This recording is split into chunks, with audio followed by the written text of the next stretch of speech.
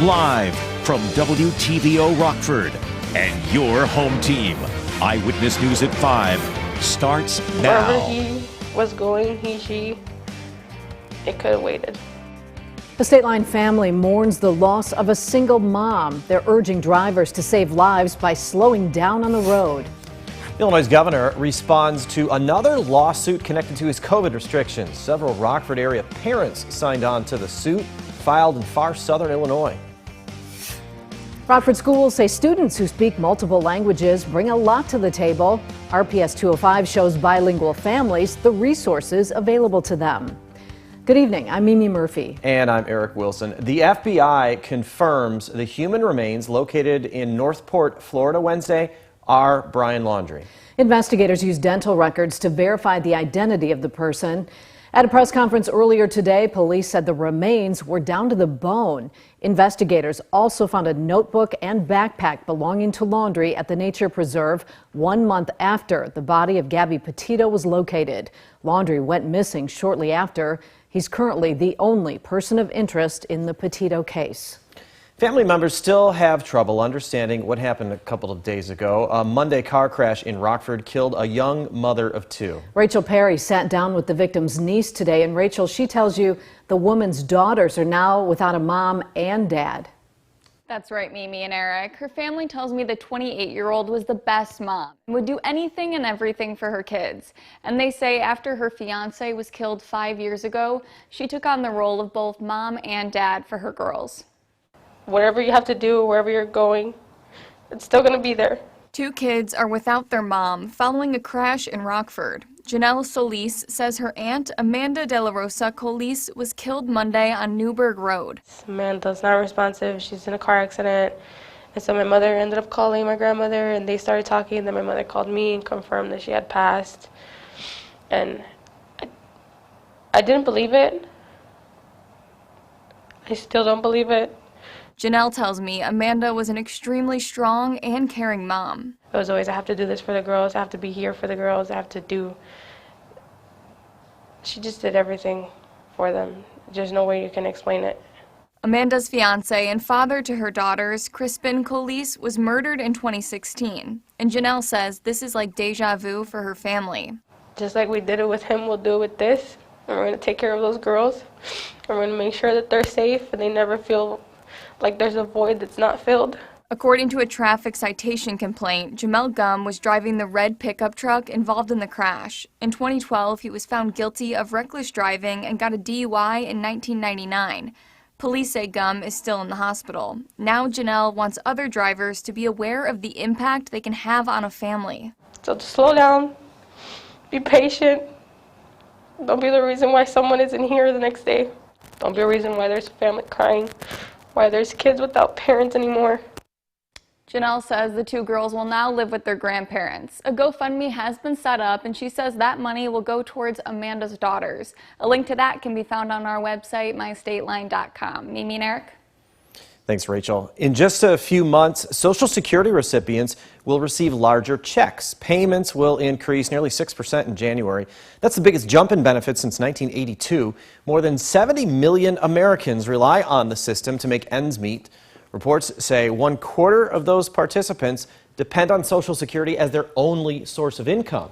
Dr. Herb Allen's the CEO of Rockford's Main Street Financial Group. He says the increase is necessary with today's cost of living, but Allen warns stress on the system could prompt the government to delay the age Americans can receive full benefits. Their benefits for retirement from the government are going to be delayed rather than using numbers that we have today. I think I definitely would. If I was in my 40s or even 50, I would say plan on having a source of income on your own until you're 70 years old. This payment increase means an extra $92 a month for a single person or $150 more for couples. Parents from 145 school districts in Illinois are suing Governor J.B. Pritzker over a statewide mask mandate. The rules were issued in August. Parents argue the schools don't have the authority to mandate masks and quarantine students without a parent's consent or the backing of the Illinois Department of Public Health. Families from Belvedere, Hononegah, and Winnebago school districts are listed in the suit filed by Bond County Attorney Tom DeVore. Pritzker alleged the attorney is swindling parents. He's a grifter who is taking money from parents who are being taken advantage of.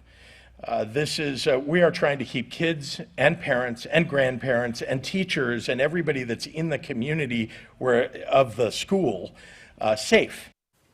The suit is set to be heard in court November 5th. Rockford High School puts diversity front and center. Jefferson school leaders are hosting a bilingual community engagement night. The group hopes to empower minority students and their families. Michelle Rave joins us live from Jefferson now. Michelle, how's it going so far? Eric, Mimi, they just kicked off their very first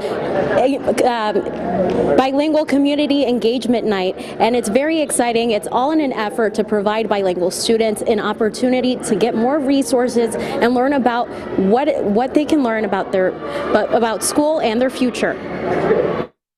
It's just an effort to show our students that we care about them, and we want to show them that we want to do something special for them, for our bilingual students. Setting up students for success. Efrain Carlos is a parent liaison at Jefferson High School and helped organize the first bilingual community engagement event. To get the parents and the students involved in our communities, there's a bunch of resources out here that they're not aware of. Carlos believes this is needed, since about 50% of the students at Jefferson are Hispanic. What we're doing now is just really great, especially because when I went here, we didn't have anything like that. Several local and national organizations have tables, like the U.S. Air Force, showing students options they have after graduation. One of the jobs that the Air Force is frequently hiring for are language jobs, where you translate a foreign language into English for the government, basically, and it's one of our hard-to-fill positions, you can see here. Carlos says he wishes programs like these were available back when he went to school,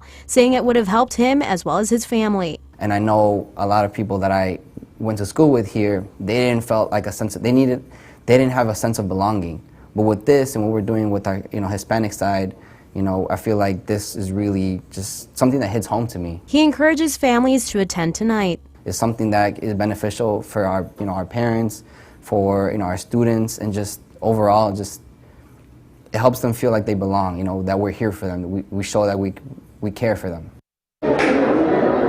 And the parent liaison groups hopes to continue to do more events like this in the future. And if you would like to come to this event, you still have time. The event is open till 7 p.m. tonight. But for now, reporting live in Rockford for your home team, I'm Michelle Rave. Thanks for the live report, Michelle. Students across Illinois learned how to protect themselves during a natural disaster. The Great Shakeout earthquake drill took place at 10:21 this morning. If a quake hits, experts say you should drop, cover, and hold on to something. The drill is not just for children. The Illinois Emergency Management Agency encourages everyone to sharpen their preparedness skills. More than 228,000 Illinoisans took part in the shakeout. Local middle and high school students put their pumpkin carving talents to the test. Rockford's Anderson Japanese Gardens is hosting its first ever Halloween Path of Pumpkins. Jack-o'-lanterns of all kinds line the gardens. They were created by kids from 8 area schools. Organizers say it's exciting to see the creativity behind each design. We didn't want to give them any type of theme or any type of design standards. We were just really curious to see what they came up with, and some of them went ahead with different themes and like a collective idea, and other ones just went for some old school pumpkin carving. You can vote for your favorite pumpkin starting tomorrow. It's free to cast a ballot with entry. The competition runs through next Saturday when the Gardens will host its Spooktacular Haunts event. Really along party lines, the U.S. House votes to hold Steve Bannon in contempt of Congress. 9 Republicans, including local Congressman Adam Kinzinger, joined Democrats to pass the measure. Jessie Tenor shows us what's next as she keeps you connected to the nation's capital. Good evening. The vote itself was predictable, but what's still unknown is how the Justice Department is going to respond.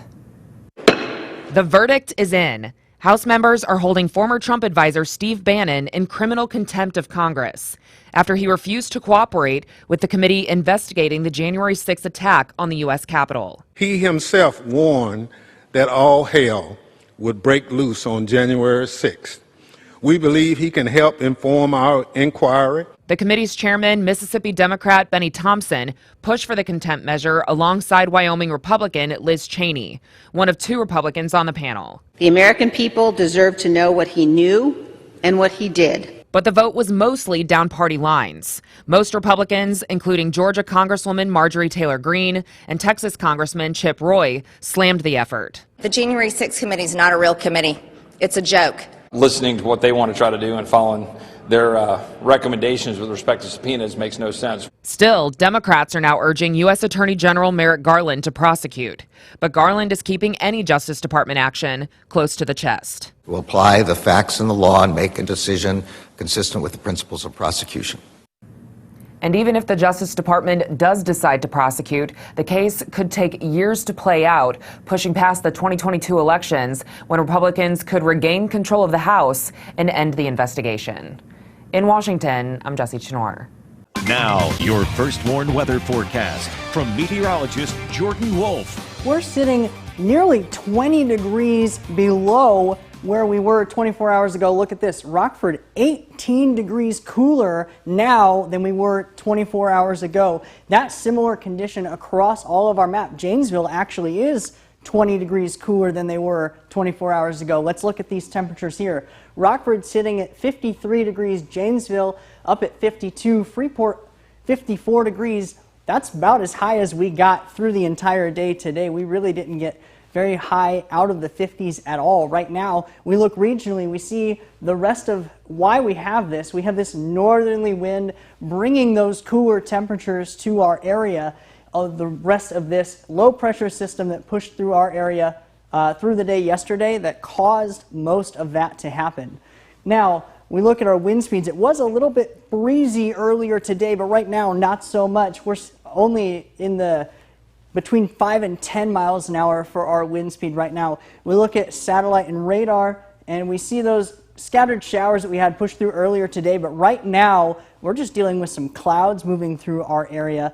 Now, we zoom out and we see this counterclockwise spin of the low pressure system that I was talking about that pushed through our area yesterday that caused a lot of that to happen.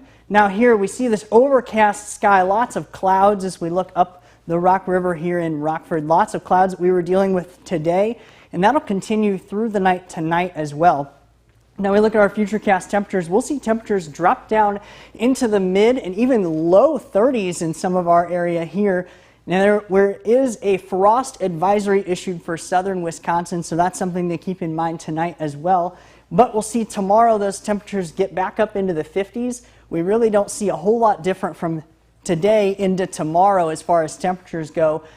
Saturday morning, though, we could see even a couple temperatures get below freezing, and so that's another day we got to keep in mind because those temperatures could get pretty cold before they get back up into the 50s Saturday again. Now let's check out these clouds, see how long they're going to hang out. Overnight, we'll see those clouds, a lot of clouds roll through. We might have a spot or two where we see some clearer skies through the morning, but through the day, lots of clouds before we see those kind of push out into Friday evening, and not a lot of rain showers associated with this. Now Saturday is going to look like a pretty nice day in general with lots of sunshine through that as well. But then look at this next system beginning to push up through our area. Sunday into Monday, we'll see a lot of rain potentially. So that's something as we get into the rest of the week that we'll keep an eye on. However, tonight we'll see temperatures get down to 37 degrees, mostly cloudy skies. That frost, very possible tonight into tomorrow morning. Tomorrow, we only get up to 55 degrees, much different from the 70s we've experienced before. Lots of clouds again tomorrow as well. On our 7-day forecast, we see temperatures start off in the 50s through our entire week. A few chances for some frost during that before, look at this, near the end of the week, we start to get back up into the 60s, guys. And so we'll see some of those temperatures get back up into the 60s there at the end. Now, the Napleton Sports Desk with Sports Director Scott Leber. The Bears will try to get back on the winning track this week. The Packers will be looking for their 6th straight win. So far this season, I'm 5-1 in picking Bears games. I'm 4-2 in picking Packers games. Last week, I had the Packers beating the Bears by 11, 27-16. The Packers won by 10, 24-14. This week, the Bears host the Buccaneers. If Aaron Rodgers owns the Bears, then Tom Brady is leasing them. He's 5-1 against them in his career. But remember what happened last year at Soldier Field? Brady lost track of the downs late in the game, and the Bears beat the Buccaneers 20-19. So if the Bears could beat the Bucs last year, they could do it again this year, right? Here's the thing. What do the Bears do best on offense? They run the football. They're 7th in the NFL in that category. But the Buccaneers are the #1 rated defense against the run. That could be very problematic for the Bears. That will call for more creativity by the Bears coaches in play calling, something they haven't exactly excelled at. Brady and the Bucs had the #1 pass offense in the NFL and 3 quality receivers, and Mike Evans, Antonio Brown, and Chris Godwin. The Bears have only one, Jalen Johnson, in their secondary. He did a great job last week on Devontae Adams. And the Bears will be missing Robert Quinn, so someone other than Khalil Mack will have to help put pressure on Brady. The Buccaneers haven't forgotten about that loss to the Bears last year. They will win this one at home, 34-17. The Packers will be home Sunday at noon, hosting the Washington football team. Washington has lost 2 straight games and is 2-4 overall. But Washington's had a brutal schedule. They lost to the Chargers, the Bills, the Saints, and the Chiefs. So Washington's probably better than its record shows. Their defense has been a huge disappointment so far. Washington's giving up 31 points per game, which is last in the NFL. So Devontae Adams, Aaron Jones, and Aaron Rodgers could have a big day. But keep in mind, all those points Washington has given up have again come against the hands of the Chiefs, Chargers, Bills, and Saints. The Packers were not overly impressive the last 2 weeks against the Bears and the Bengals. They probably won't wow us again this Sunday, but they will beat Washington. I cannot see a Taylor Heineke team beating an Aaron Rodgers team. The Pack will take this one 24-17. That's my take. We'll be right back.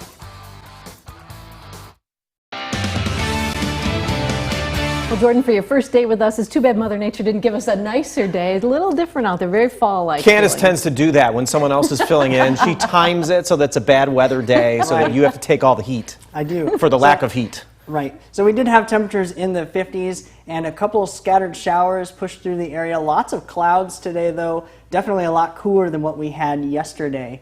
And as we can see, we'll see potentially a chance for those temperatures to get back up by the beginning of next week. That'll be a nice relief. All right. Thanks, Jordan. And thank you for spending a little of your time with us. Stay safe.